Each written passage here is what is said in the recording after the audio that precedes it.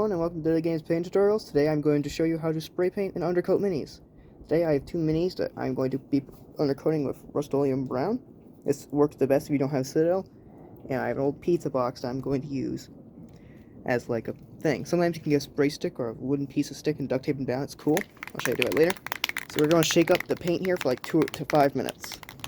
Alright, with that all shaken up, we're going to take off our cap here.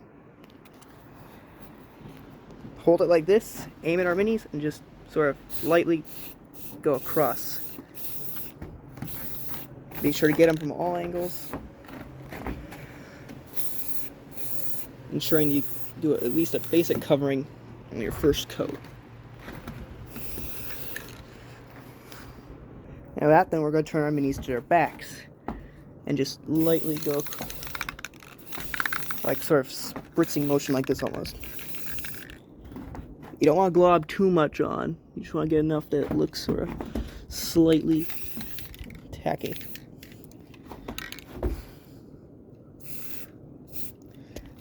The ideal priming condition for miniatures would be like in the middle of summer, but since we're here in winter, it's like the warmest day I've had in months, so I'm going to get a lot of priming the other day. So after we're done that, we turn it to the backs. We do the same thing. After that's done, pick up your mini by its base and look around. If it's fully bright, the color, like this one is, then voila, you've got a done mini, and you're going to want to put that on a thing like this. If you're doing batches of these guys, I recommend you line them out sort of that. Sort of like these. Do batches, then you just aim at them and go like shh, shh, shh. If you find you glob too much on, you can take your finger here and just dollop a little off. Or a tissue or something. A lot of times it'll just seep into the recesses, it'll be all good. Alright, with that done, I'm going to swap out minis needing color. Alright, with that, them all lined up here is how you do batches of minis without a spray stick. So I'm using the same cardboard box I did before, but you line them up sort of like in rank and file almost. And I'm going to shake up the gray, show you how it's done. So again, once more, we take our primer, we aim at them, and then we just go across like so.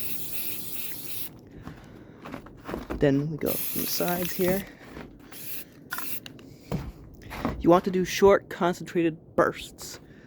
Or, if you're doing a light touch-up, misty bursts like so. But not so misty that it doesn't cover anything.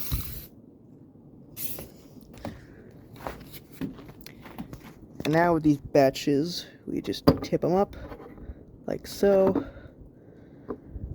Doesn't matter which way they fall. I'd recommend grabbing them by the highest point.